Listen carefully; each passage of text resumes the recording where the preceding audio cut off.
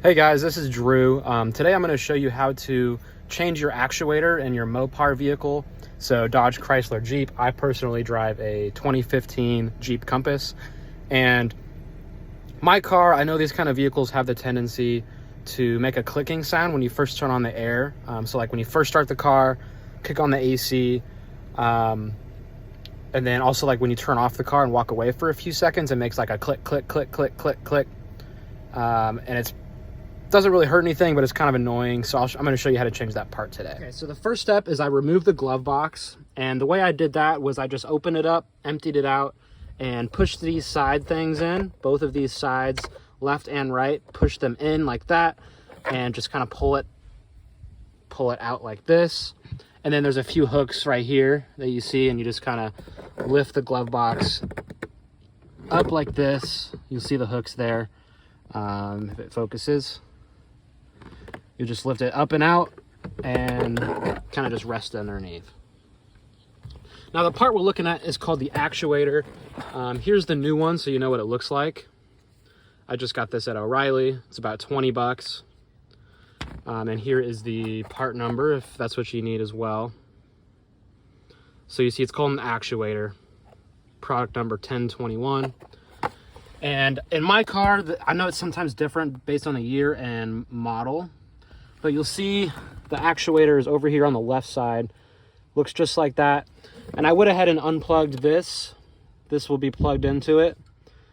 So I just went ahead and pinched it and pulled it out. And then it's attached by 2 screws. So it's easier to show you on this one. So the plug side is down, and it has a screw up here in this top left corner, and then down here in the bottom right. So attached by 2 screws, and the next step is going to be removing those screws. So that's what I'm gonna do next, is just, you see this one right here, I'm just gonna remove those screws. All right, I got those screws out, and I'm not gonna lie, it was a little harder than I thought. You see I got both of them out, and you can see I tried a couple different tools. It's a little awkward, and there's not a whole lot of space to work with, so the top left one was not too bad. It was pretty easy. But that back one was tricky, and I actually ended up using this drill bit that I have. You see how it's kind of short, so it fits in that small space. So I recommend, getting like a short-nosed screwdriver or a drill bit or pliers or something like that. I tried this as well. It's like a travel multi-tool. Didn't exactly work either. So it was a little tricky, but we got them out. And now the next step is to remove the old actuator and put the new one in. So let's go ahead and do that. All right, so there was a bit of a surprise when I went to go take out the old actuator. I promise I didn't lie to you all, but there is a third screw. So this top right corner, there was one, and it was a bit tough to get out as well, but there is 3 screws, and I apologize for misspeaking. I just didn't see it at first.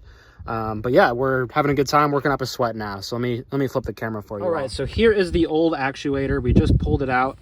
It was up there, reminder, in this little spot. So there's a screw top left, bottom right, and then this top right was the one I did not see initially. And basically it just pulled right out. So I just took it, pulled it straight out. It pops out. It's kind of in this groove section here, and you just pull it straight out. And now the next step is, here's the new actuator. We're gonna go ahead and pop that in. I'm trying to get these screws in. All right, just so you all can kind of see what it looks like here. This is the new one, but it pulls out like this. So you just pop it out, and then to pop it back in, you just line up those grooves and go ahead and press that in. So that's how you put it in. And now the last step is to put these screws in, and then we'll hook it up, and I will show you all what that looks like when we're done. All right, y'all, we got those screws back in. New actuator is in there. You see it's looking good. Last step now is to replug this guy in. So you're gonna see this little tab here, and that's gonna be facing us. So on our right side, and it's gonna go right in here, and just pop it in until it clicks. And now before we put all our tools away, we're gonna start the car and make sure that clicking sound has gone away. All right, here's the moment of truth. Start the car. Let's get the AC going.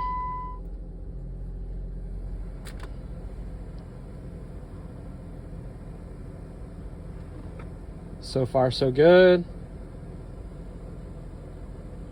This is usually when the clicking starts for me after a few seconds.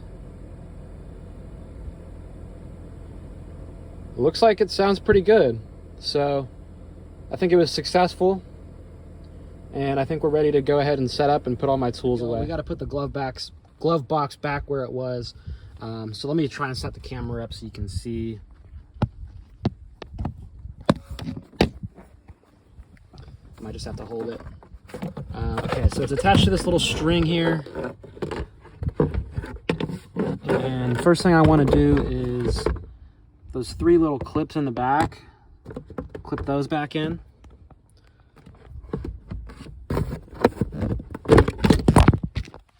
Okay, once I got that, then I'm just going to pinch these sides in. Oops, accidentally clicked it out, but pinch these sides in simultaneously and just kind of wedge it back in place. We got that sucker back in here.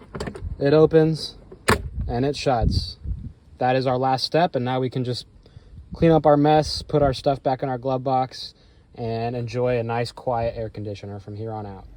All right, you guys, thanks for watching this video. Hopefully this helps you out in the future. My AC is humming beautifully now. It doesn't make that freaky clicking noise every time I start it.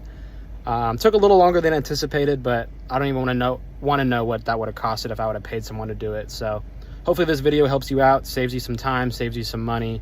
And just be patient with it. Get some music, take your time. It took me a little bit longer than anticipated, but I was bumping some tunes and had a little fun with it, worked up a sweat. So thanks for watching, and until next time.